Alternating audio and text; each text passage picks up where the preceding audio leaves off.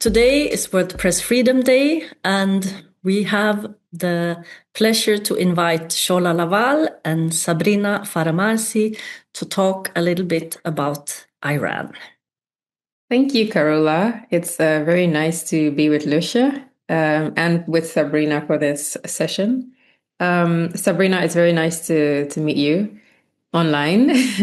I've been reading about your work and about what you've been doing in the past years, but just for people who don't know you, could you introduce yourself briefly and what your links to Iran are? Yeah. Hi, Shola. Nice to meet you, and thanks for having me. My name is Sabrina Faramarzi. I'm a journalist, editor, and speaker, usually on international issues related to digital human rights. I work for a nonprofit media organization supporting journalists to not just build a career, but really telling stories that aren't usually being told, as well as working more directly with citizens. And I am from the Iranian diaspora. I have spent a fair bit of time working, as I mentioned, on digital human rights, particularly on internet blackouts, and as well a little bit on press freedom. So yeah, thanks for having me today and for talking about this. Yeah, of course. The discussion is about Iran, but also about digital rights.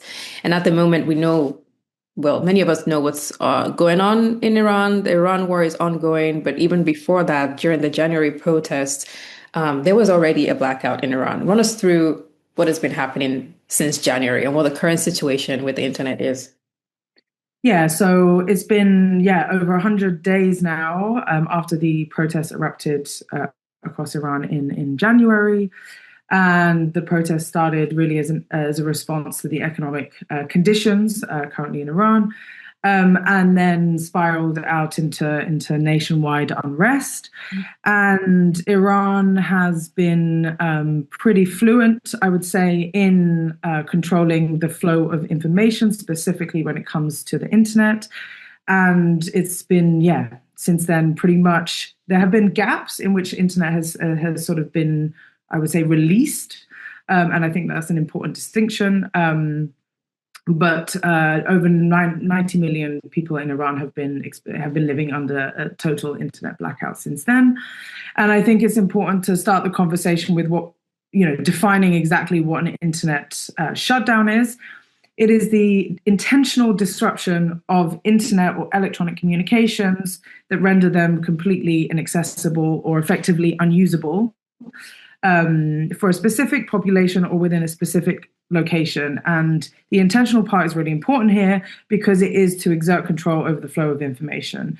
And Iran has been pretty good at doing this, particularly through kind of covering unrest, especially when it comes to sort of international operations. Also to censor essentially what they deem as international operatives within the country. But this kind of information warfare is something that I think a lot of countries across the world don't truly really understand. Internet is still not considered our basic human rights. And I think most citizens are under the impression that, the internet is this global grid or homogenous entity. And it's actually a network of networks, and we see this a lot with, especially during protests or during any kind of civil unrest.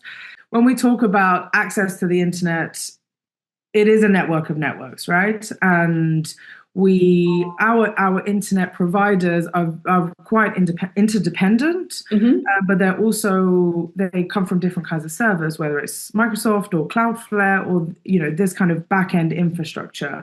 Actually, what citizens see on the front end is a network of networks, and Iran has always been pretty good at this. They know exactly how to censor, how to build different formats for different types of people.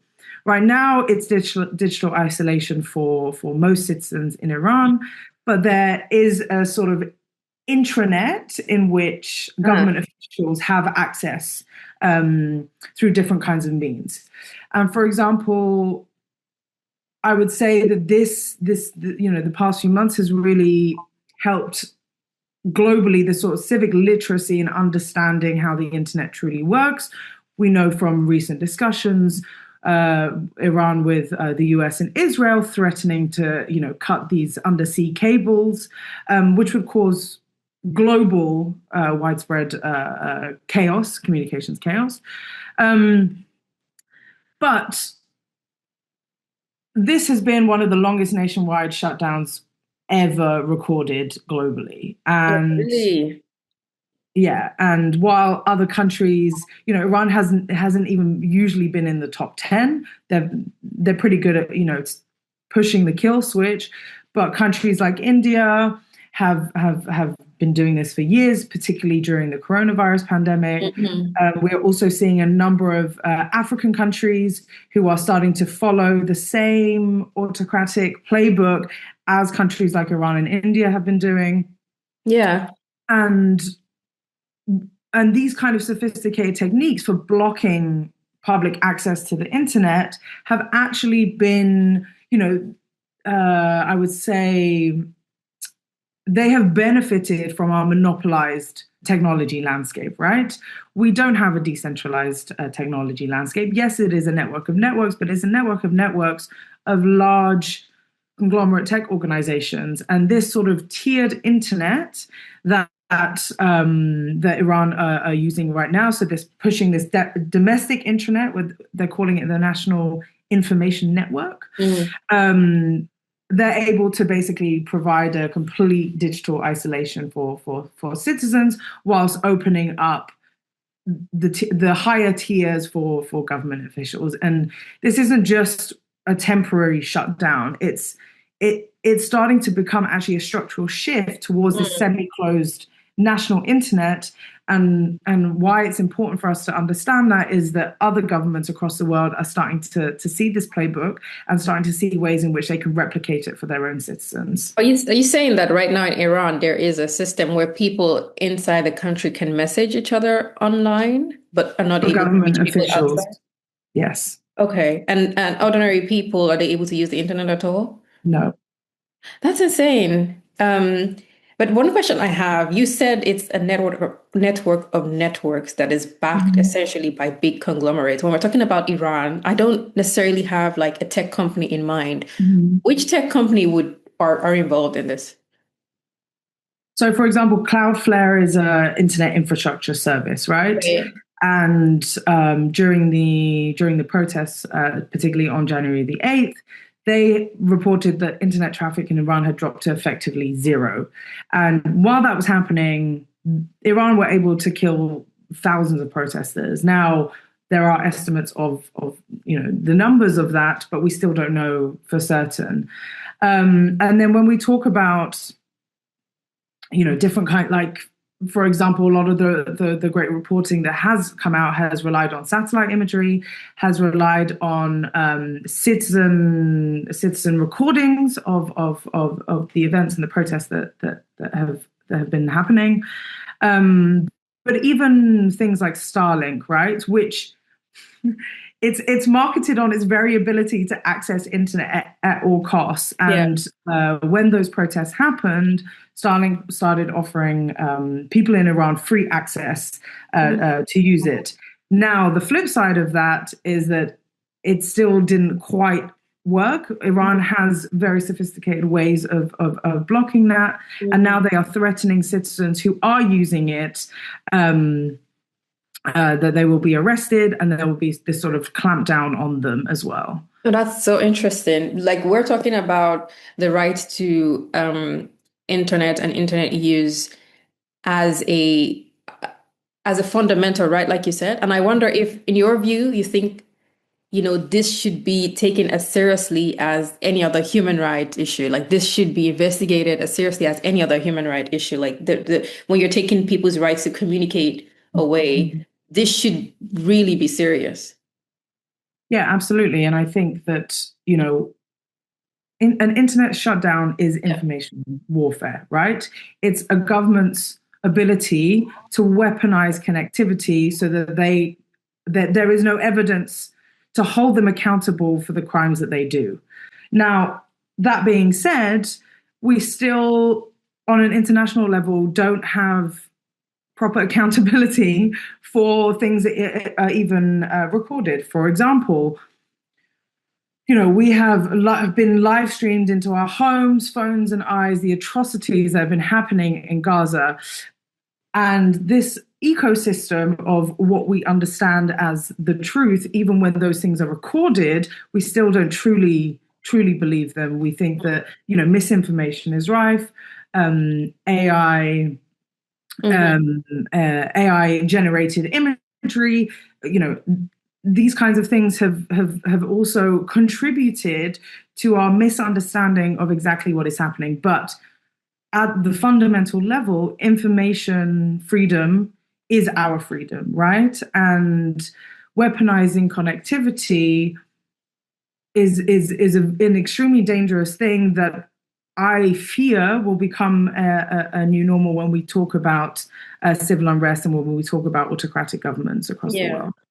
Yeah, and but how are people, especially journalists, now able to do their work? I mean, obviously, journalism within the country is just as valuable as it is getting the news out to the international community. So how are people managing to get those reports out? Yeah, of course. I mean, a lot of the coverage right now on Iran are about the discussions on opening the Strait of Hormuz. So from a sort of international level, as I mentioned, Iran has been very good at censoring, throttling, and internet shutdowns over the last decade. So people have got creative in the ways in which they get information out, whether that's through VPNs, whether that's through satellite connections. Unfortunately, Iran has become much more sophisticated on that. We have seen lots of different kinds of reports on the ways in which people have gotten information out, whether that's, newer encrypted apps, whether that's different kinds of moments where they might have connectivity for a certain time, whether that's taking footage across borders. Yeah. Journalists have had to be creative, right? And unfortunately, what that does is we can't get real-time coverage. We also can't really get the volume that we need to fact check exactly what's going on. And it also puts journalists in danger when trying to get across borders with this information. I wrote a guide some years ago for journalists trying to get information out during internet shutdowns.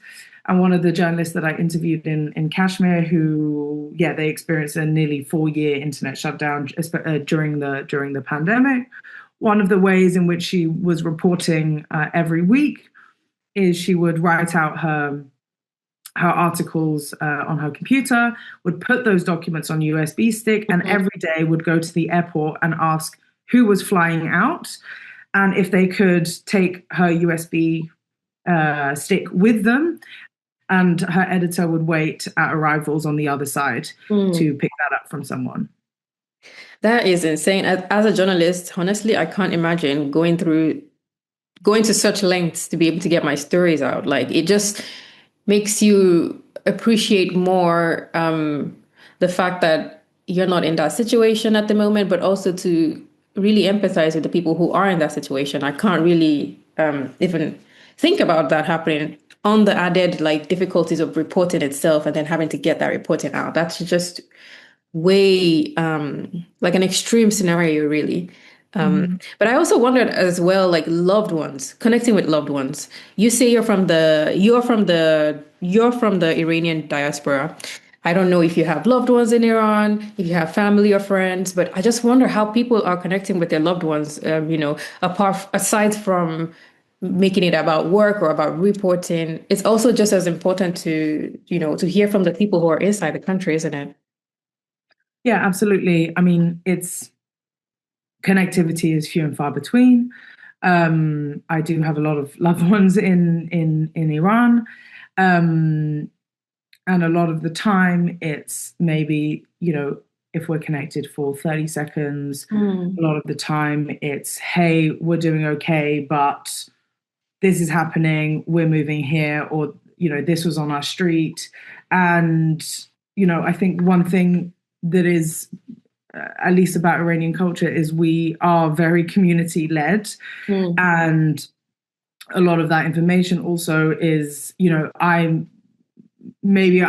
didn't get a direct message from my cousin, but my other cousin got it.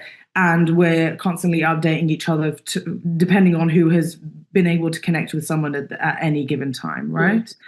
And I also, just going back to this point of a very community-focused culture, I think if we compare the scale of the protests without internet connection and how many people were able to be mobilized to go on the streets, how many other countries, particularly in the global north, can we say would have been able to do that? Right. And I think it's really important, particularly for journalists, for community leaders, for activists, to understand that we cannot always rely on digital means, and we have to have a contingency plan.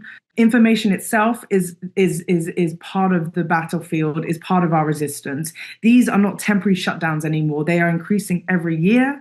Access Now, for example, do really great work on monitoring this, but we're moving from this idea that it's temporary shutdowns to actually permanent information architecture, right? And how we control that. And I think, a piece I did a few weeks ago, where I also made the comparison with protest movements such as Black Lives Matter and Fridays for Future. Those were global movements in which we were able to mobilize people across the world to protest, to resist. And while that was really useful, a lot of the success of that relied on social media. Yeah. So how can we still be able to mobilize without relying on those same large networks, particularly, for those two that I mentioned, relying on Meta, who we know do not care for the rights of our citizens. We are merely pawns for generating income for them. And I think these, we have to get very clever on the ways in which we use decentralized and IRL approaches to be able to get information out, especially, I would say, I'm in my 30s. I grew up, at least when I started journalism, we were, already in a digital in digital media, and I think that there's a lot to learn also from our journalist elders who were reporting without social media, without the internet, and go back to those means, because if you aren't able to connect with your sources, if you don't know where they are, if you don't know how to mobilize your community, how are we supposed to be able to resist different forms of information control? And but I do wonder, if I may jump in here, what you envision could be a solution. You said decentralized networks, IRLs. Those terms are like flying over my head because I don't know what they mean. So for journalists like me who are not necessarily that, savvy when it comes to these tools, what's your advice? Essentially, we cannot substitute social media for in real life communities, right? And communication channels. Yes, reporting without the internet is a lot harder, but what we should learn about the Iranian people is ability to organize en masse and still be able to continue demonstrating despite a blackout, right?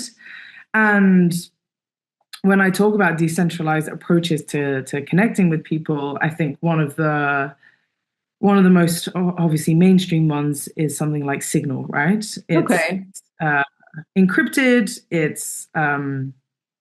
It's not part of Google or Meta or whatever. However, we're already seeing scammers be able to crack There's been a number of scenarios in which that is already starting to happen. So I think it's also important for us to get very good at being able to switch platforms very quickly, right? And I think when we talk about a few years ago moving from sort of messaging to WhatsApp to Signal, that has been quite slow on a mainstream level. And I think we need to start getting very fluent in being able to use a number of different approaches to be able to connect with people, and saying you're only on one and not on the other. It can be very difficult, particularly in these kinds of situations, right? And I think it's also important. So I also run a project called Full Stack Journalism, which is all about helping independent journalists get off big tech, and be able to start being literate in more decentralized approaches. And part of that is also being able to educate our audiences to contact us or be able to stay in touch with us through different means, right? Yeah. So it's Signal, it's Telegram, it's WhatsApp, but WhatsApp is also now backed by Meta, isn't it? It's a Meta product, yeah. Yeah. Okay. Yeah. That's gone. But for example, we're seeing in Iran Threema, which is another messaging service. But we need to start being a bit more digitally literate in the ways in which we connect with people. The other side of that is about understanding, okay, who in your audience are people of influence, and I don't mean influencers, but who are they of influence, right? And we're talking about local faith leaders. We're talking about teachers. We're talking about doctors, people who are integral and connected with their local communities. You as a journalist, you don't have to know everybody. It's also impossible to know everybody, but you have to have a very clear, direct line to these people and be able to work with them. And I think that the civic literacy part, particularly in this new ecosystem of information warfare, is absolutely critical. We as journalists need to stop seeing citizens as merely our sources that we get a quick quote from, maybe some recording of a live event, and actually work with them directly to think of them as our co-investigators, because it's incredibly impossible. It's incredibly important, and perhaps in the future impossible to do our reporting without them. Speaking of the future, I mean, we've seen the negotiations between Iran and the US ongoing. President Donald Trump has been very critical of the way the Iranian government has dealt with protesters, but we haven't heard anything about the internet, about the shutdown of the internet. We haven't heard about, the role of the internet, or we haven't heard the internet play any role in the ongoing negotiations, which goes to our point again about people not even realizing how much of a rights violation it is for, internet to be shut down. In any case, going forward, what is the ideal scenario for Iranian journalists in the diaspora like yourself? What kind of framework do you want to see in the immediate and in the long term? I'm concerned that during these peace talks, there will be no mention of internet and connectivity as a human right for Iranian citizens.